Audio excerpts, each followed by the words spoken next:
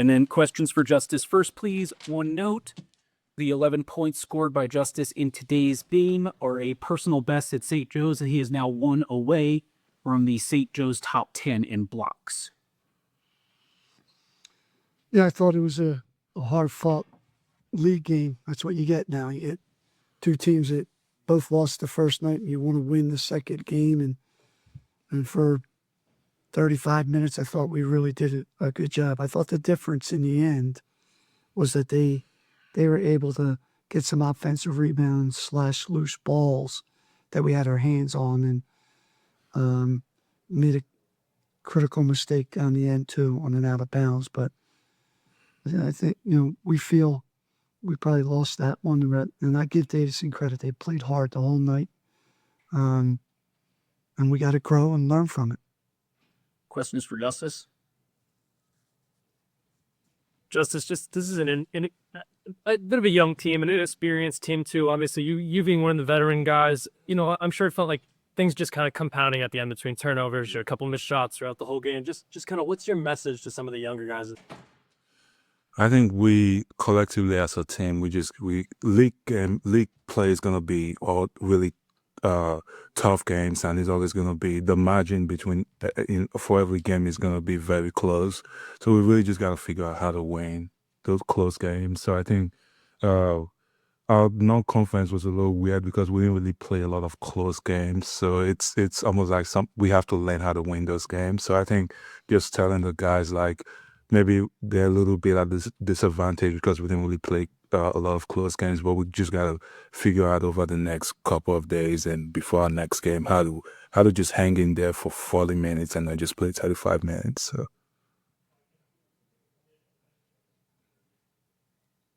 Any other questions for Justice? Justice, defensively, you guys seem like really hold it all in together. I know a few possessions late in the game probably end up being the difference. Understanding that you guys may be a challenge a little bit more offensively at this moment, and you being a tremendous defender and shot blocking, how much of an onus do you put on each possession defensively throughout the rest of the season to make sure you guys are right there in the thick of the game towards the end of each game? I think we kind of pride ourselves on turning defense into offense. So I think as much as we are able to hold teams to low scoring games, we need to keep figuring out how to turn that into transition points and just, so I think if we're able to turn our defensive intensity into offense and get a couple more easy points off that, where we play defense, it's going to make a lot of difference for us offensively as well. So, yes.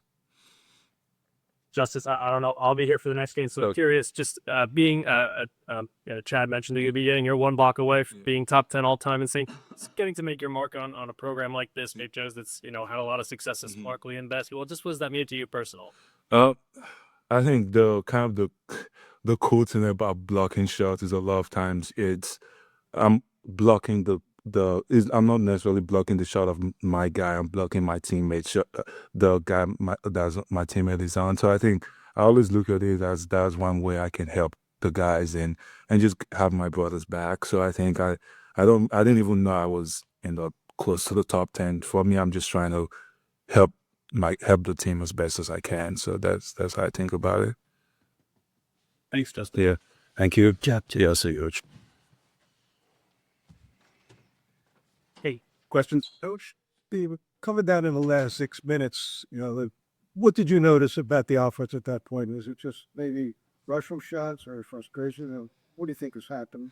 You'll have to look at the film again, but we had 3 or 4 what I consider great possessions. You catch, you swing, you attack, you share it. And Glove had a couple of wide open ones, and we're inconsistent in that aspect of the game, and we got to keep working on it. And I trust that we'll have better shooting days, but I don't think we relied on a 3. I think we understand our shortcomings. I got to the foul line 21 times again, and I thought we got downhill. And when they really helped, we just did not make them. As I said earlier, I thought they made them. They got them in different ways. Mostly, I thought we guarded them for 24 seconds. They threw them up on the board, and they went and got it. They outworked us. and then they figured out who's open, and they're hard to contest when you give up offensive rebounds for threes. I thought that stretch of that last 5 minutes was more of that. It looked like the dagger maybe was when that they were up 4. You had the backcourt turnover to equal, but kind of kept the fly away. Yes. Yeah. I communicated. We worked on that because I knew they'd pick up on the sideline. We have a little play we run, and this did not communicate it well with each other, and I turned my back, and that's something I addressed the team with. That's kind of one of the things we talk about. We got a couple phrases here, but our ability, I've simplified it from point A to point B. We, meaning in that saying, we come off the bench, you're not thinking about yourself, you're thinking about what is the play. So there should have been 4 guys lined up, and we did it earlier, and we didn't do it. And I take responsibility for that. But that's something this team in general is we're going to get better at that, because this group has bought into that. They know there's, first of all, there's a lot of inexperience. You can look at the amount of guys who play college basketball games. It's not a lot. So I can't assume anything with these guys with experience. What I did like for 35 minutes, I thought we were locked in. I thought we competed. I thought we shared the ball. Love to see that ball go in a little more, but every other aspect I thought was great. And then did we allow, and the teams do this sometimes, missing shots affected down the other end. And I thought Davidson took advantage of offensive rebounds, as I said. Steve, when you're not in it for you like that, are there some things that you could do, or maybe looking back could have done, maybe get the ball into Justice like he was having a good game in your offense? They were good shots. They're good looks. And you probably don't want to tell your guys not to take them, but you're just, when you're not having nights, and it's been that way this season, but like as a coach, is there something you might have done differently, or is that the shots that are there and you take? I think Love is around 38%. Like, that's a guy. I thought we drove it. In the first half, I thought we did a good job with Anthony down on the block. Justice, honestly, that's not his strength. It's not comfortable back to the basket. He's a more roll runner, drop off, all those. I'll look at it, but it wasn't a crazy amount. We still, teams know it, so they're coming, and they leave you open. But I didn't think we took that many hard threes, and we've talked about that as a group, and get downhill and get to the foul line. So we turned them over 14 times. We only turned over 11. We got to the line 21. They got 16. They made 7 of their 21. We made 3 of our 22. Because I thought the execution was pretty good. And, but to be honest, I'll look at it again and see if I think we cut off of that penetration well too. And it's not like we're sitting out there, Okay, 2 more for Coach, please. What did you think of Jaden Smith's performance against some of those smaller lineups early? Yeah, I didn't know if he went against too many small guys. I thought, he was terrific. He's basically a redshirt freshman too. He didn't play, and he's been working since I got here, every day in the summer here. And for him, it's confidence and what comes first, making some shots or trying to hope you can compete at this level. I think he's been a little, at times, I talked about, literally watched the Princeton game he had last 22 minutes.